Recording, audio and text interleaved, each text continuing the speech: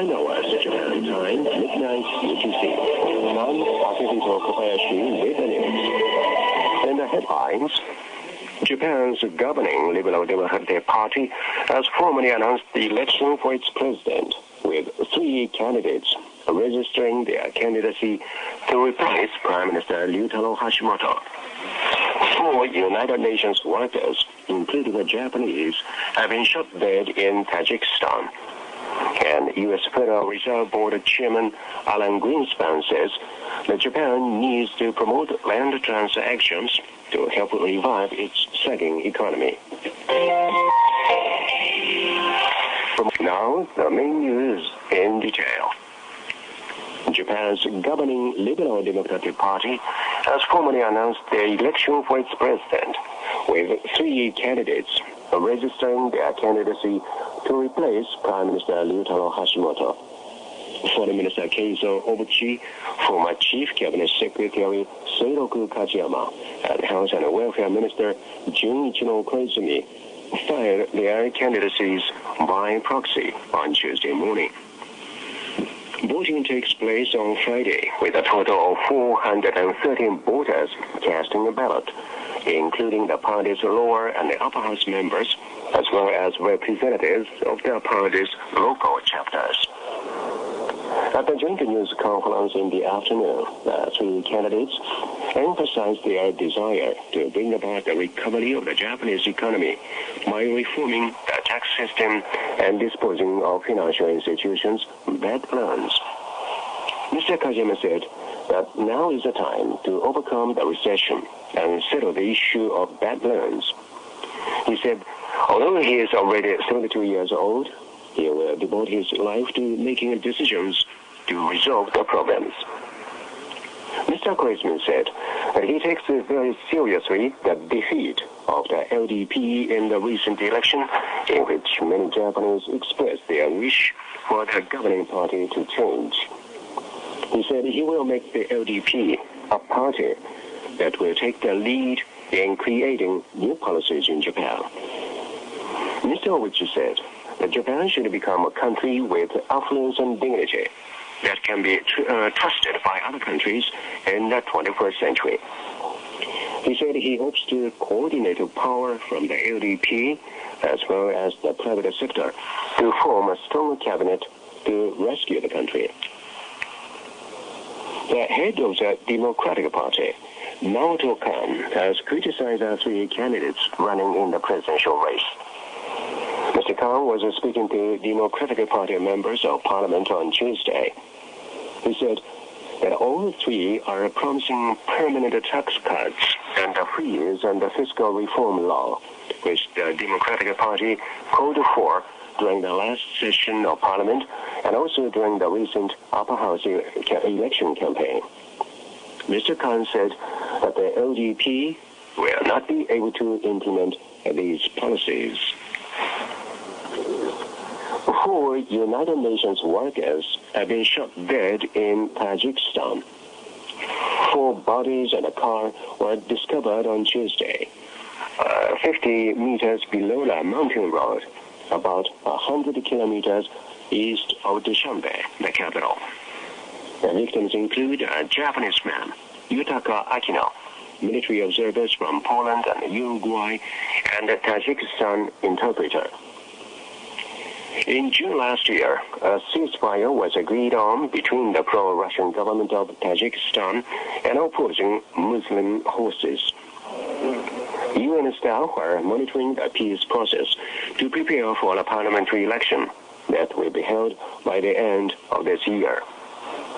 Mr. Akino, a former assistant professor at the University of Tsukuba near Tokyo, specialized in Central Asian issues. Mr. Akino joined the UN Observer team in April and was due to return to Japan in August. Foreign Minister Keizo Obuchi has said that he was shocked by the death of the 4 UN staff members. Mr. Obuchi offered his sincere condolences to the families of the victims. Foreign Ministry officials said that the incident was an impermissible act that should be condemned by the international community. The ministry has decided to dispatch members of the Japanese embassy in Moscow to Tajikistan. Mr. Aquino had been working for the past month in a mountainous area, which is dominated by anti-government forces. Meanwhile, the UN Security Council on Tuesday adopted a resolution condemning the attack on the UN observer mission to Tajikistan.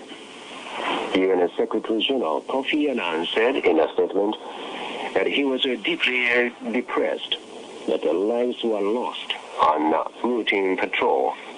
He added that the security for UN personnel rests with host countries. U.S. Federal Reserve Board Chairman Alan Greenspan says that Japan needs to promote land transactions to help revive its sagging economy. Testifying before the Senate Banking Committee on Tuesday, Mr. Greenspan said that the new Japanese government should take action to stabilize Japan's financial system and carry out further tax cuts. He said that the exact financial situation of banks and other institutions should be publicized immediately. Mr. Greenspan also said that to resolve the bad loan program, the government should try to reactivate the transactions of real estate owned by banks and other financial institutions as collateral. Foreign Minister Keizo Oguchi will seek international understanding of Japan's economic policy when he attends an ASEAN regional forum in Manila and the Philippines on July 26th. The annual meeting will be attended by foreign ministers of 9 member countries of the Association of Southeast Asian Nations, as well as foreign ministers and representatives from 12 countries and organizations, including the United States and Russia. Mr. Oguchi, who is a candidate in Friday's election for the presidency of the Liberal Democratic Party, says he wants to explain Japan's basic policy for reviving its economy and achieving financial stability.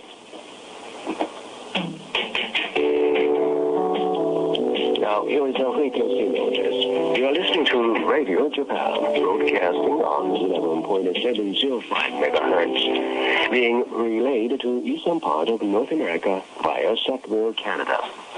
This transmission is also relayed to Europe via Scotland, England on 6.155 and 6.180 megahertz, and to Central Africa via Ascension Island in the Atlantic on 9.665 megahertz.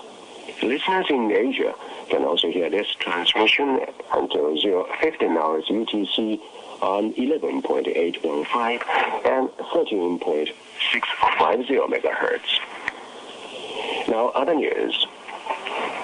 Bank of Japan Governor Masaru Hayami says Japan's economy is deteriorating and its recovery depends on restructuring the financial system and implementing tax reform. In a news conference on Tuesday, Mr. Hayami said the economy is deteriorating in many aspects. He said that even if the government's latest economic package is implemented, it will be difficult to get the economy back on the recovery track right away. He indicated that they are restructuring the bad loan-ridden financial sector and implementing tax reform are Japan's most urgent tasks. As for further lowering the official discount rate, Mr. Hayami said there is no room for a further cut to the lowest ever rate. He said the domestic demand should be increased through budgetary policies. Search and rescue operations continue in Papua New Guinea, where more than 1,200 people have so far been confirmed dead after Friday's tsunami tidal wave. Prime Minister Bill Skate told the reporters on Tuesday that 700 people have already been buried in a northern village engulfed by the tidal wave. He said 500 more bodies remain unidentified. The village has a population of about 10,000. Reports say about 2,500 survivors have so far been located. Medical supplies, tents, and water tanks are in short supply at field hospitals, where medical teams from Australia and New Zealand have begun relief operations. 2 Japanese medical teams have left for Papua New Guinea to join international relief operations in the country. The Japan International Cooperation Agency's 11-member team will begin treating people at the hospital in Wewak on Thursday. A team of 2 doctors and a nurse has been dispatched by the AMDA, an Okayama-based volunteer group. The team will take part in relief operations from Thursday through July 30th in Aitape.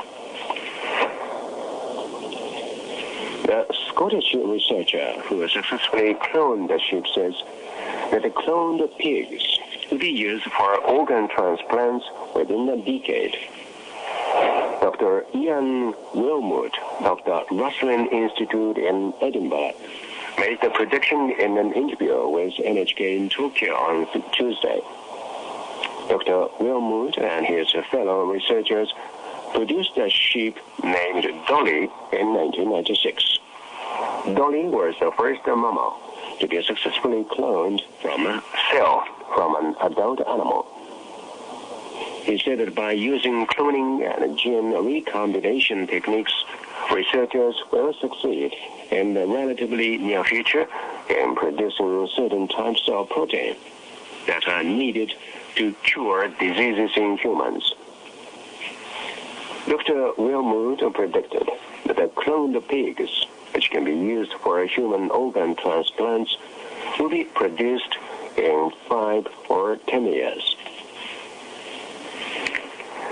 The leader of Cambodia's opposition party has called for rigid monitoring of next Sunday's general election by international observers.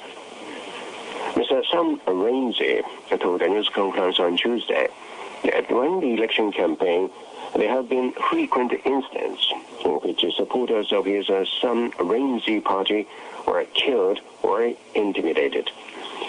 He said that the international community should reject the election results if it finds that the election was not free and fair. Our correspondent in Phnom Penh says that the opposition leader is apparently trying to gather support for his party by putting international pressure on the governing Cambodian People's Party, which is led by the second Prime Minister Hun Sen. In Beijing, Japanese Communist Party chairman Tetsuzo Fuwa has appealed to China to play a leading role in the abolition of nuclear weapons.